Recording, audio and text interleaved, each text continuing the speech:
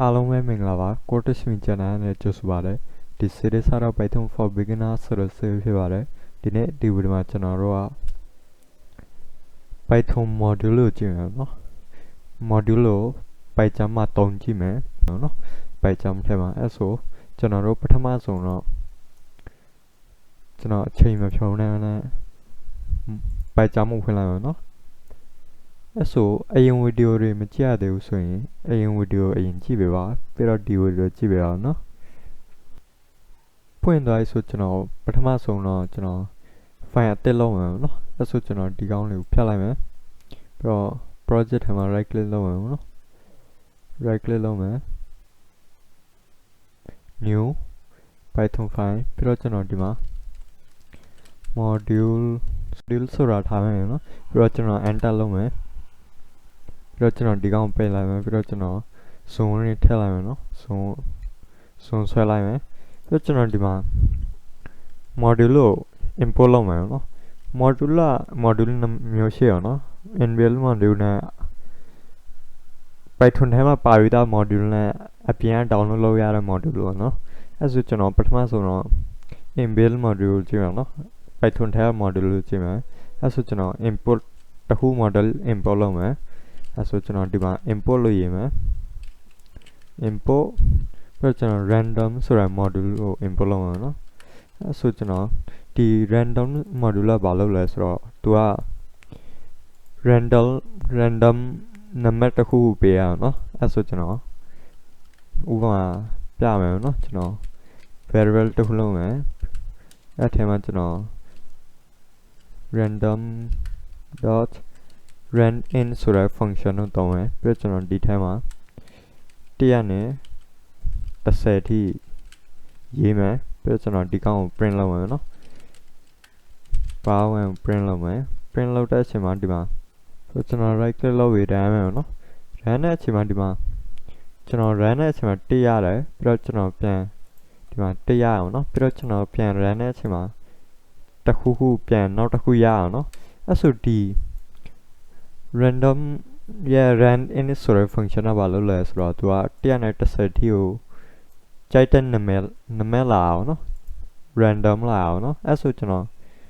နောက်တစ်ခုကြည့်မယ်နော်နောက်တစ်ခုရှိသေးတယ်နော်အဲ့ဆိုကျွန်တော် var2 ဆိုရပြန် variable နောက်တစ်ခုလုပ်မယ်ပြီးတော့ကျွန်တော် random ဆိုရ function ရှိတယ်right random module ထဲမှာ random ဆိုရ function တစ်ခုရှိအောင်နော်အဲ့ဆိုကျွန်တော်ဒီမှာဘာလုပ်မလဲဆိုတော့ကျွန်တော်ဒီကောင်ကိုဘာမှမလုပ်ပြီးတော့ကျွန်တော်ဒီမှာ random ကို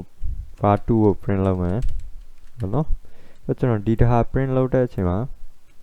ဒီမှာကျွန်တော်ကိုကြိုက်တဲ့နာမည်လာအောင်နော်100နဲ့0ကနေကြိုက်တဲ့နာမည်လာတယ်အဲ့ဆိုကျွန်တော်ဒီမှာကျွန်တော်ဒီကောင်ကို in လို့ရေးလိုက်မယ်နော် in ကို print လုပ်ရှင်းတယ်ဆိုကျွန်တော်ဒီမှာ in ကိုရေးမယ်ရေးတဲ့အချိန်မှာကျွန်တော်ဒီမှာ print လုပ်မယ်ကျွန်တော်ဒီမှာဟွာ float မရဘူးနဲ့ in အမျိုးကိုရအောင်နော်ကျွန်တော်နံပါတ်ပဲရအောင်ပါကျွန်တော်ဒသမပါတဲ့ဥစ္စာ gain နေမပါတော့ဘူးနော်ဒီမှာ0ပဲနော်အဲ့ဆိုကျွန်တော်ဒီမှာ0ကနေ1ထိကိုသူကကြိုက်တဲ့နံပါတ်လာအောင်နော်ဒသမပါတာအောင်နော်အဲ့ဆိုကျွန်တော်ဒီကောင်ကို0ကနေ100ထိကိုလှုပ်ရှင်အောင်နော်အဲ့ဆိုကျွန်တော်ဒီမှာ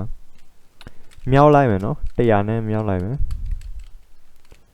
ကျွန်တော်100နဲ့မြောက်တဲ့အချိန်မှာ100နဲ့မြောက်မယ်မြောက်တဲ့အချိန်မှာဒီတစ်ခါကျရင်0နဲ့100ထိကိုသူကကြိုက်တဲ့နာမည်လာအောင်နော်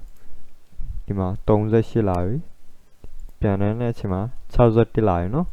အဲ့ဆိုဒီနောက်ဟိုကတူတူရအောင်နော်အဲ့ဆိုနောက်တစ်ခုရှိတယ်အောင်နော်ကျွန်တော်ပြန် var3 ဆိုတော့ကျွန်တော်ရေးမယ်ပြန်ပြီးတော့ကျွန်တော်ဒီထားကျရင် list တစ်ခုလုပ်မယ်နော် list ကျွန်တော်ဒီမှာ HEL လို့ hello ထည့်မယ်ပြီးကျွန်တော်ပြန်ဒီမှာ code မီထည့်မယ် code မီထည့်မယ်ပြီးတော့ကျွန်တော်ဒီမှာ နောက်တစ်ခု wall ထဲမှာနော်ပြီးတော့ကျွန်တော်ဒီကောင်ကိုဒီမှာ random dot choice ဆိုတာတစ်ခုရှိရအောင်နော် choice ဆိုတဲ့ function အဲ့ထဲမှာကျွန်တော်ဒီကောင်ကိုထည့်လိုက်မယ် var 3ကိုပြီးတော့ကျွန်တော်ဒီမှာဒီကောင်ကို coh ဆိုရင် cho ဆိုရေးမယ်ပြီးတော့ကျွန်တော် cho ရေးမယ် print လုပ်မယ်နော်အဲ့ဆိုဒီတစ်ခါကျွန်တော် print လုပ်တဲ့အချိန်မှာဒီကဘာလုပ်လဲဆိုတော့ choice က तू က list တစ်ခုယူပြီးအဲ့ list ထဲမှာ तू ကကြိုက်တဲ့အဲ့ list ထဲမှာရှိတဲ့တစ်ခုယူတယ်နော်ကြိုက်တဲ့ဥစ္စာတစ်ခုကိုယူတယ် random ယူရနော်အဲ့ဆိုကျွန်တော် run ပြန်ရမယ်ဒီတစ်ခါလဲ hello ပဲနော်ပြန်ရမယ်ဒီတစ်ခါ wall လာနော်ပြီးတော့ပြန်ရတဲ့အချိန်မှာဒီတစ်ခါ cottage မီလာနော်အဲ့ဆိုဒီ random module ကိုနားလည်လောက်ပြီနော်ပြီးတော့ဒီ function 3ခုလေးကိုနားလည်လောက်ပြီနော် run in random ပြီးတော့ choice ဆိုတဲ့ function နော်အဲ့လိုပဲဒီလိုပဲ module တွေကိုဒီ random module ကိုပြန်နောက်ထပ်လေ့လာရှင်ကျွန်တော်ဒီမှာ Google မှာသွားပြီး search လုပ်လို့ရတယ်ကြည့်လို့ရအောင်နော်ကျွန်တော်ဒီမှာပါရေးမယ်ဆိုတော့ Python random module လို့ရေးမယ်နော်ပြီးတော့ကျွန်တော် enter လုပ်မယ်ပြီးတော့ကျွန်တော်ဒီမှာ Python module